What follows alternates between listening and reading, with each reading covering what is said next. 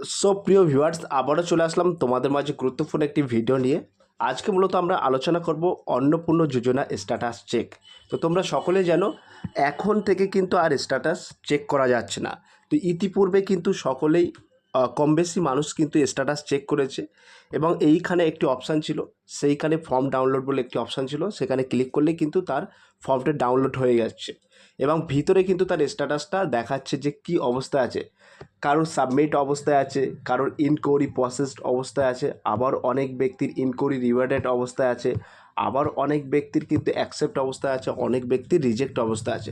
তো কোন কোন অপশানের কী অর্থ দাঁড়াচ্ছে, অর্থাৎ এইখানে তোমাদের এই ইনকোয়ারি প্রসেসড মানে কি, সেই সমস্ত তথ্য কিন্তু আজকে এই ভিডিওর মাধ্যমে তুলে ধরবো। তাই ভিডিওটি স্কিপ না করে সম্পূর্ণটি দেখার জন্য অনুরোধ রইল। আমি ইতিপূর্বে বেশ কয়েকটি অন্নপূর্ণা যোজনার ফর্ম স্ট্যাটাস চেক করেছিলাম। এখানে তোমরা দেখতে পাচ্ছ অ্যাপ্লিকেশান স্ট্যাটাস লেখা আছে ইনকোয়ারি রিওয়ার্ডেড। তো এই ইনকোয়ারি রিওয়ার্ডেড মানে কি, এটা আমাদেরকে জানতে হবে। বলা হয়েছে এই স্ট্যাটাস দেখলে একটু সতর্ক হওয়া প্রয়োজন। এটার অর্থ হলো ভেরিফিকেশনের সময় কোনো না কোনো মিসম্যাচ ধরা পড়েছে, যেমন আপলোড করা ডকুমেন্ট ও লেখা ডকুমেন্ট নম্বরের অমিল, নাম, পরিচয়পত্র বা অন্যান্য তথ্য অসংগত, ভুল তথ্য বা অসম্পূর্ণ তথ্য দেওয়া। এই ধরনের আবেদন আপাতত ফেরত বা রিওয়ার্ডেড পাঠানো হচ্ছে। ভবিষ্যতে এডিট রিসাবমিট অপশান চালু হলে সংশোধন করে আবার জমা দিতে হবে। তাহলে এইরকম যাদের অপশান লেখা আছে, অর্থাৎ অ্যাপ্লিকেশান স্ট্যাটাসে লেখা আছে ইনকোয়ারি রিওয়ার্ডেড, তাদের ক্ষেত্রে কিন্তু এটাই বোঝাচ্ছে। ক্লিয়ার? তাদের ক্ষেত্রে কি বোঝাচ্ছে, এটা কিন্তু একটা মিসম্যাচ হয়েছে বা আপলোড করা ডকুমেন্টসের সাথে কোনো রকম অপ্রসঙ্গিত বা নম্বরের বা নামের কোনো অমিল আছে বা ভুল তথ্য সম্পূর্ণ দেওয়া হয়েছে এবং এই ধরনের আবেদনপত্র কিন্তু আপাতত ফেরত পাঠানো হচ্ছে। ভবিষ্যতে যদি কোনো রকম এডিট বা রিসাবমিট অপশান চালু থাকে বা চালু হয়, সেক্ষেত্রে কিন্তু তোমরা সংশোধন করে আবার জমা দিতে পারবে। ক্লিয়ার? আরেকটা ফর্ম তোমাদেরকে দেখিয়ে দিচ্ছি। এখানে তোমরা দেখতে পাচ্ছ অ্যাপ্লিকেশান স্ট্যাটাস ইনকোয়ারি প্রসেসড। তো এই ইনকোয়ারি প্রসেসড মানে কি, বলা হচ্ছে এটি খুবই ইতিবাচক একটি স্ট্যাটাস। এর অর্থ আপনার আবেদনপত্র স্বাভাবিক নিয়মে এগোচ্ছে।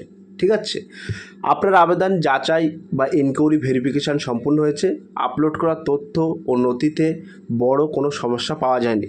আপনার আবেদন সফলভাবে পরবর্তী ধাপে পাঠানো হয়েছে।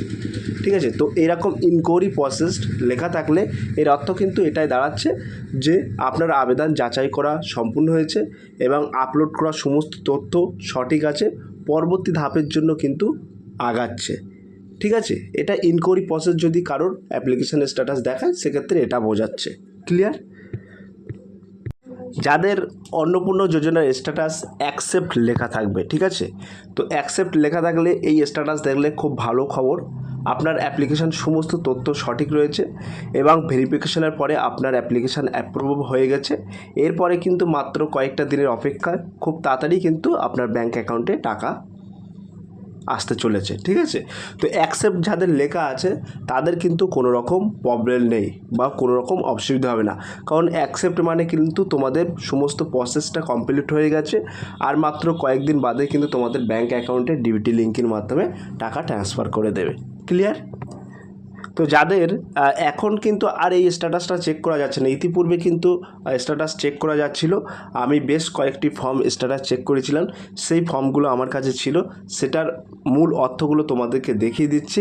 তো ইতিপূর্বে যারা স্ট্যাটাস চেক করেছিলেন, যাদের এরকম অ্যাকসেপ্ট লেখা আছে, তাদের ক্ষেত্রে কিন্তু কোনো রকম অসুবিধা নেই। ক্লিয়ার? আর যাদের অ্যাপ্লিকেশান স্ট্যাটাস এরকম সাবমিট লেখা আছে, ঠিক আছে, এর অর্থ আপনার আবেদন সফলভাবে জমা হয়েছে, এখনও ভেরিফিকেশান সম্পূর্ণ হয়নি।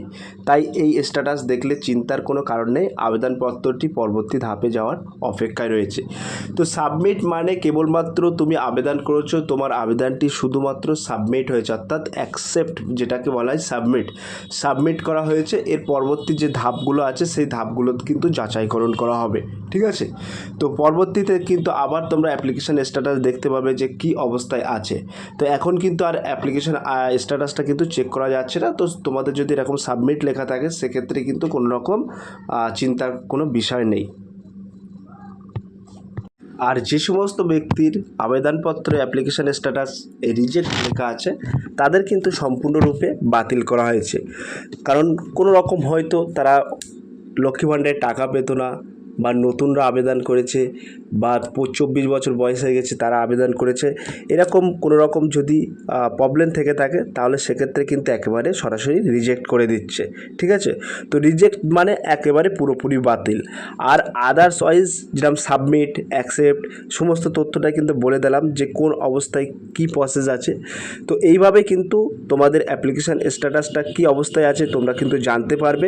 তবে এখন কিন্তু আর অ্যাপ্লিকেশান স্ট্যাটাসটা এখান থেকে তোমরা আর জানতে পারবে না। তো ইতিপূর্বে আমি বেশ কয়েকটি স্ট্যাটাস চেক করেছিলাম, সেই কপিগুলো আমার কাছে রয়ে গেছে, সেইগুলো নিয়ে তোমাদের মাঝে তুলে ধরলাম। যদি তোমাদের ইতিপূর্বে তোমরাও চেক করে থাকো তাহলে তোমাদের অ্যাপ্লিকেশান স্ট্যাটাসটা কী প্রসেসে আছে সেটা জানলে এই অর্থগুলো কিন্তু বোঝায়। ঠিক আছে, তো সব প্রিয় ভিউয়ার্স, এই ছিল আজকের ভেরি মোস্ট ইম্পর্ট্যান্ট ভিডিও। যদি আজকের এই ভিডিওটি ভালো লেগে থাকে প্লিজ লাইক, কমেন্ট এবং শেয়ার করে দিন বন্ধুদের মাঝে। ফিরে আসছি আগামী দিনে তোমাদের জন্য very most important topic video নিয়ে।